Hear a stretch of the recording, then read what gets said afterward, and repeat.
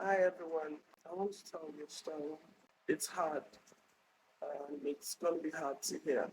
I'm not even going to lie. It might be a bit long. If you don't have time, maybe take your time and listen to it later, much later, when you're free, when you have some time. If this video doesn't end in this reel, then the rest of it I'll just put as a YouTube shorts or something on YouTube and probably share the link. Or maybe I'll just put it as a YouTube shorts anyway. This is going to be hard to hear. A couple of days ago, I did a video about a rescue, about the terms and conditions and all of that victims of human trafficking should put in place before considering any offer from anyone. And a lot of people came up to me saying, "Oh, you don't know what you are saying, blah blah blah blah blah," which is funny because in 2020 I have a record of having rescued 123 girls from Lebanon and several others from Cairo, from Oman, from Libya, you name it. But that's not why I'm here. This morning, my Google reminder came up, and I saw one of our girls. For the sake of this video, let me call her Tokwe. That's not her real name, of course, please. Tokwe was a hairdresser in Nigeria, in Abuja, doing very well for herself.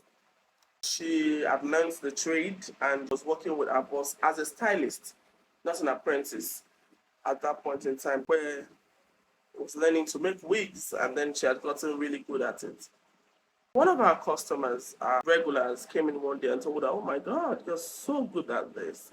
You know what? Your skill, we need your skill in Paris. In Paris, come with me, let's go to Paris. Let's explore Europe. This skill is in demand in Europe." Oh my God, the girl was like, "How much do I need to pay?" And this man said, "Oh, we'll take care of everything. And when you start working, you can pay me back." She agreed. I mean, who wouldn't want to go to Europe, especially if your skill is in demand and they're going to be paying you in euros? She agreed. And they got her an international passport. And on the day they were supposed to leave, the woman came in a bus. I felt like, a bus girl, they didn't give you a visa here in Nigeria. What we're going to do is we're going to take you to a neighboring African country. And then from there, you get your visa and then you board and all of that. That's fine. They got into a car together, and somehow, they found themselves at Burkina Faso. She got there, and the minute they got there, the woman had told her that you guys follow this man to the house where you're going to be staying, so you can. So you guys give me your passport, so I'll go and submit it to get you your visas. She didn't suspect anything. She and one other girl. So she gave her passports and then followed the man. The next day, this madam did not come back. The third day, this madam did not come back. By the fourth day, somebody else walked into that house and told them.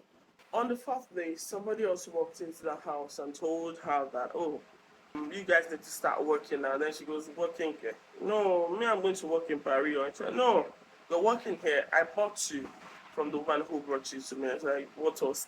What's going on here?" And then she started calling the woman. Number wasn't going through. And the woman had told the person who walked into the house, another woman had told them that, "Come with me and let me show you where you're going to be working." So she followed the woman and then they found themselves at a brothel.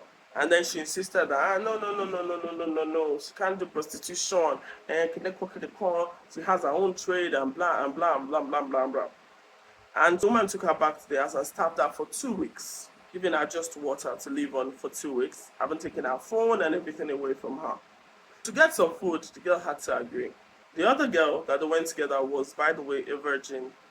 And when she told her boss that, okay, she was a virgin, the woman took one egg and forcefully held her legs open and inserted the egg into her privates. She was ready to work.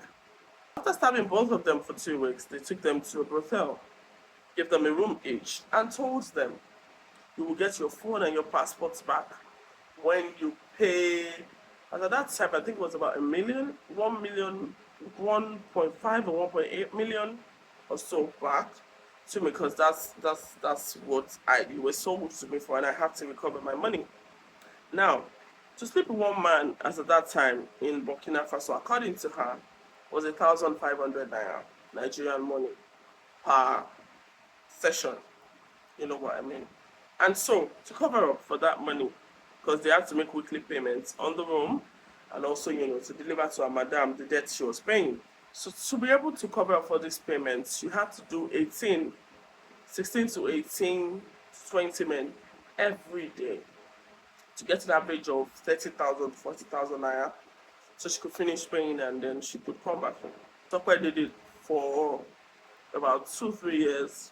When she finished paying, the madam called her and gave her the option of being a madam.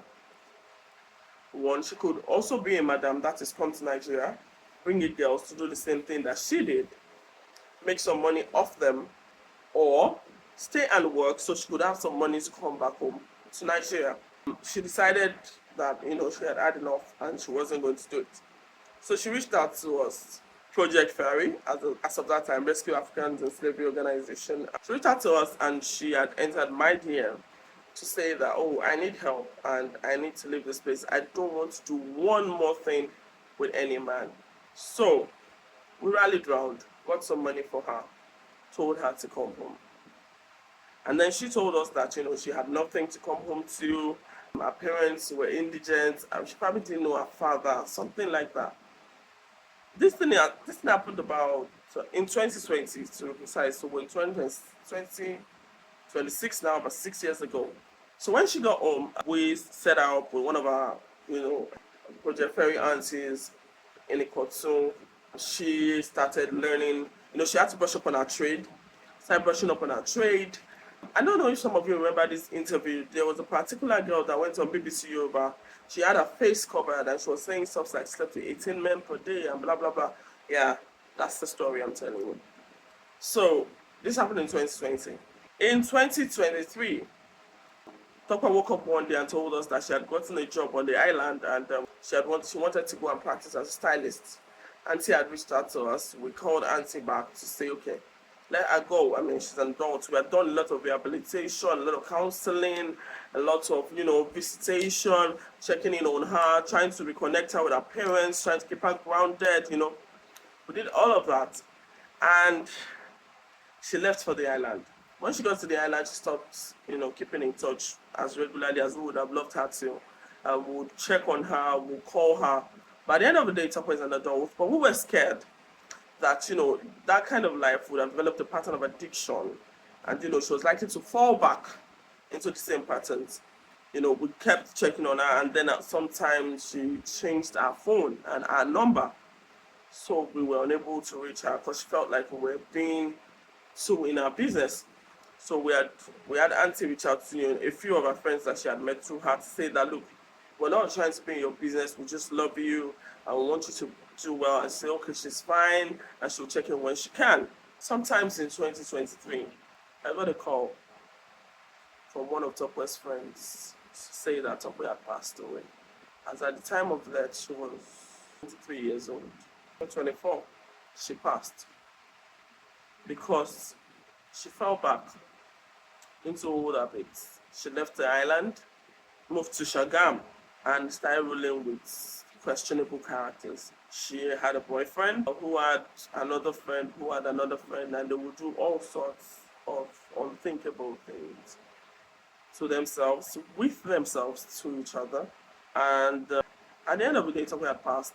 Africans believe that, she was used, quote unquote. We did all health checks for her when she got back, by the way. She didn't have HIV, she didn't have none of those diseases.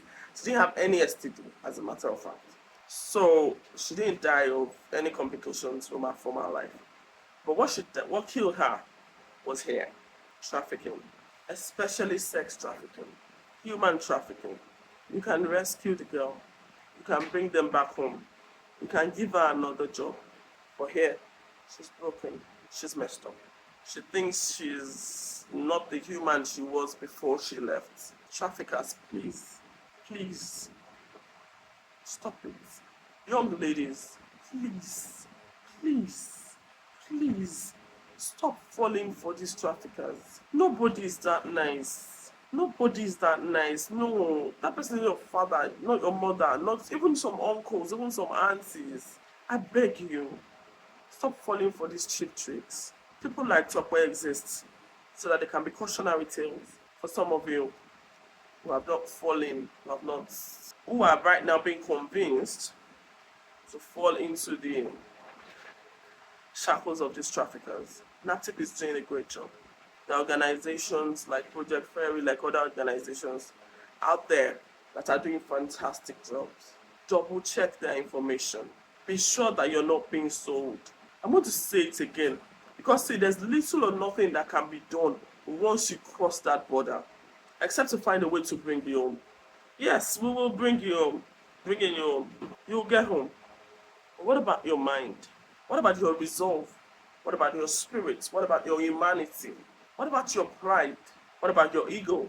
29 girls came back from Lebanon sometimes in March 2020, and one of them was a medical doctor, a pediatric surgeon, to be precise, that someone had lied to, that they were taken to Oman, to Lebanon, to give her a proper job, a job where she will be paid in dollars. She went there and she was forced to be a maid. When she got back, all the other girls were happy. She wept for several hours. She was just happy to be back, to be able to put her feet on the land where she, this woman wept like somebody had died. I am begging you, 150,000 naira per month, 100,000 naira per month. And to those of you who are coming to my DM to stay here, and this place is good, that place is good, my dear, I am in my own house, so in Lagos. I am not saying that anywhere is bad. I'm saying that watch very well. And if you're a victim of trafficking and you need help, reach out to NAPTIP, reach out to IOM, do letters, do videos, heaven, help those who help themselves. The word is not for the wise. And for my darling Tokwe, that is not your real name. If it over, because I know that you didn't want to do this to yourself. It was an addiction. It was something that broke your spirit. So, unfortunately, that's what it took. Your life.